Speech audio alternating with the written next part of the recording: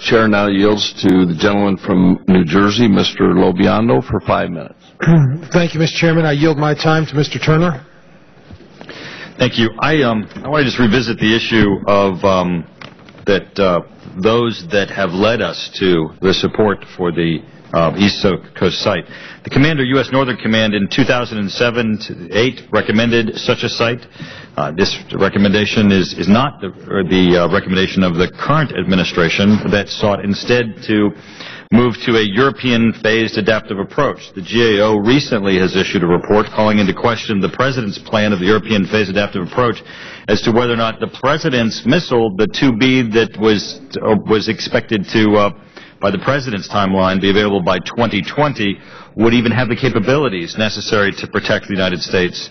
So it falls away as an alternative, leaving us with the additional vulnerability. The President, in his own phased adaptive approach, recognized that more was needed besides just Vandenberg Air Force Base in California and Alaska West Coast sites in pursuing the phased adaptive approach. Now, the East Coast site, in addition to being supported by the U.S. Northern Commander in 2007-2008, was supported by the Institute for Defense Analysis and the National Academies. They have examined the potential contribution of an East Coast missile defense site, and these studies have recommended that work begin on the development and deployment of such a site. And that's all we're doing, is the beginning of the assessment and the plan. Site that's identified, it's moving forward so that we can meet the future risk, not today's risk, the future risk that we all know is coming and that all have acknowledged. Even the President of the United States has acknowledged in his phased adaptive approach.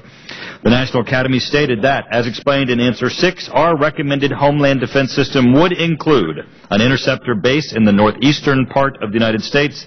That site would receive the first installments of the new Homeland Defense Interceptor.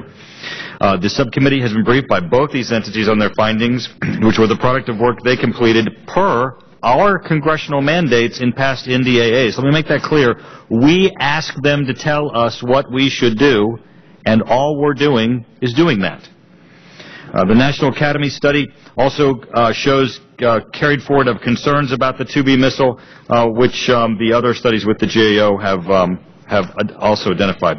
I want to go back a moment to what the President said, because I think it's very clear. Ranking Member Smith raised the issue of that he'd said, after the election, I'll have more flexibility.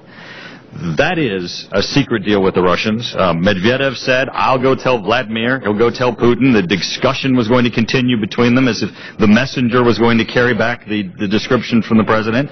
But what was so frightening, I think, to everybody in the American public was that the President would say, I'm going to tell you, Russian President, my real position on missile defense that I can't tell the American public, that I will tell you, and after the election, I'll be able to tell everybody, and I'll have more flexibility. Well, we don't think we should be guided by the President's secret plan with the Russians to diminish our missile defense. We believe we should follow the U.S. Northern Commander from 2007-2008 and the National Academies and the Institute for Defense Analysis, and I believe all of these intellectual experts that have looked at this and said, the risk is real.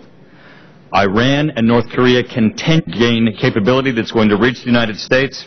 We have to act now to respond to that.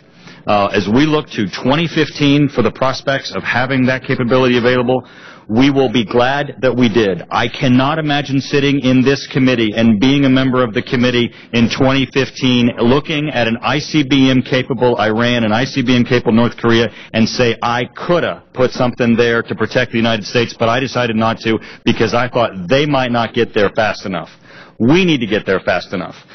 We should oppose the President's secret deal with the Russians, we should oppose this amendment, and we should support missile defense and the protection of the national security of our homeland. Gentleman yield.